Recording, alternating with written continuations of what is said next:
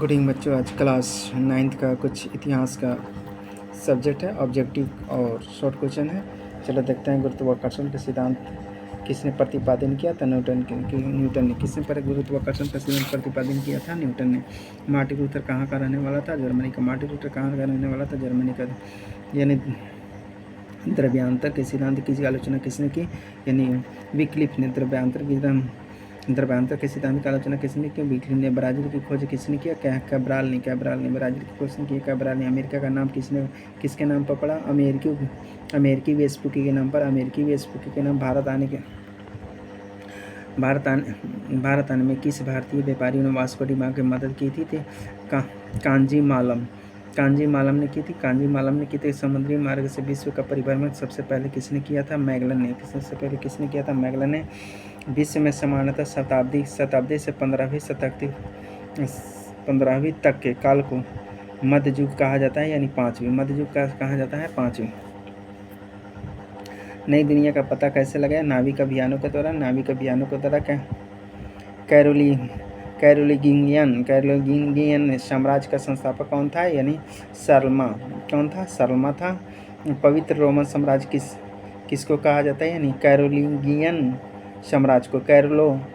Carolingian साम्राज्य को। सामंतवाद का आधार क्या था? सामंतवाद का आधार भूमि था। सामंतवाद का क्या था? भूमि था। रोमन कैथोलिक चर्च का केंद्र कहाँ पर था? रोम में। रोमन कैथोलिक केंद्र कहाँ था? रोम। गैलीलियो ने किस यंत्र का आविष्कार किया? दूरबीन का। गैलीलियो ने किस यंत्र का द्वितीय दास प्रथा का सबसे बड़ा केंद्र कहाँ था? लिस्बन। दास प्रथा का सबसे बड़ा केंद्र कहाँ था? जमोरियन कहाँ का राजा था? कालीकट का। जमोरियन कहाँ का राजा था? कालीकट। अब्दुल मजीद कहाँ का व्यापारी था? भारत का। अब्दुल मजीद कहाँ का व्यापारी था? भारत का। कैप्टन कुक ने किस देश की खोज की? ऑस्ट्रेलिया। कैप्टन कुक ने किस देश की खोज की? ऑस्ट्रेलिया का। इसाबेला कहाँ की रानी थी? इसाबेला कहाँ की? स्पेन की। इसाबेला कहाँ की रानी थी? स्पेन की।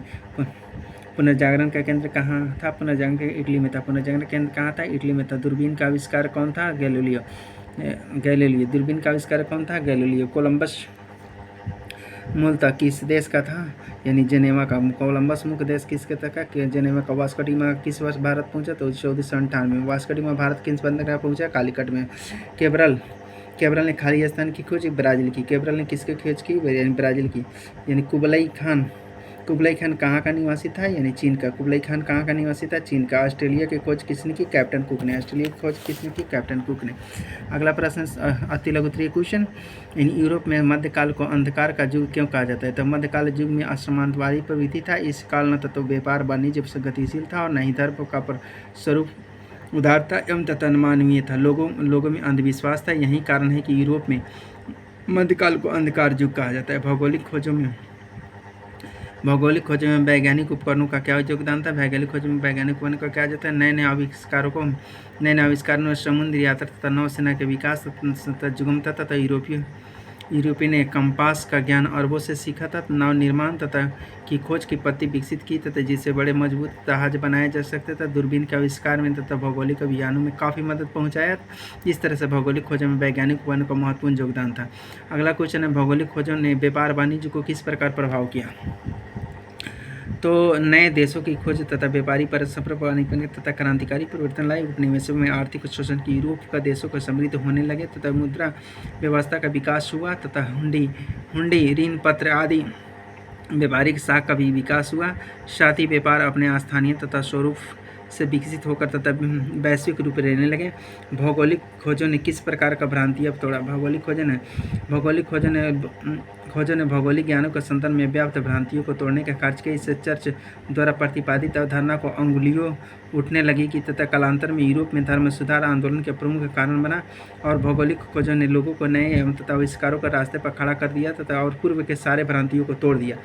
भौगोलिक खोजों ने किस प्रकार का विश्व में मानचित्र में परिवर्तन किया? भौगोलिक खोजों ने विश्व की एक नई मानचित्र के रूपरेखा सामान्य लगी। लोगों के विचारों में परिवर्तन आया तथा वैज्ञानिक विचारों को मान्यता मिली तथा धार्मिक अंधविश्वासों का अंत हुआ तथा साथ ही नए क्षेत्रों का अन्वेषण तथा नवीन मार्गों के खोज के परिणाम स्वरूप पूंजीवादी वाणिज्य तथा साम्राज्यवाद का विकास हुआ।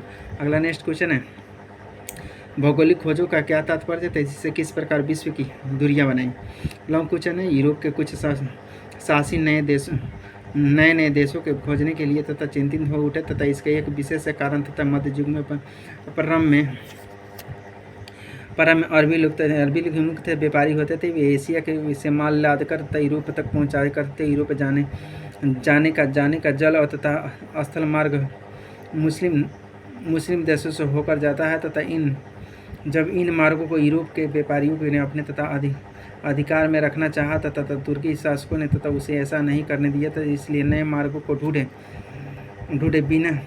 बिना व्यापार की उन्नति नहीं हो सकती थी। दूसरे शब्दों में वाणिज्य की तथा आवश्यकता और नए देशों की खोज में तथा सहायता हुई तथा इस क्षेत्र में पुर्तगाली तथा स्पेन ने सबसे पहले कदम उठाया तथा पश्चात इंग्लैंड, हॉलैंड, फ्रांस तथा जर्मनी को भी नए देशों की खोज की सफलता मिली। बढ़े हुए समुद्री नाविक गतिविधि समुद्री यात्रा उपयोग के लिए ये विधि विभिन्न प्रकार के उपकरण जैसे नक्शे, कंपास, दूरबीन, नए नक्षत्र प्रणाली आदि के विकास के अवसर पर प्रदान किए। भौगोलिक खोजों के परिणाम अत्यंत दूरगामी महत्वपूर्ण साबित हुए। इस घटना से पहली बार लोगों को संसार का एक बृहद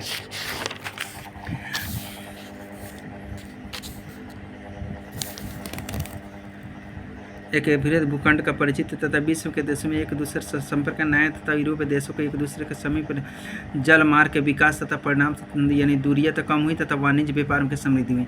तो बच्चों आज इतना हो, इसको 2 बार 3 बार पढ़ने का प्रयास करो और जिससे जल्दी तुम्हारे दिमाग में बैठने की कोशिश करो। थैंक यू बच्चों।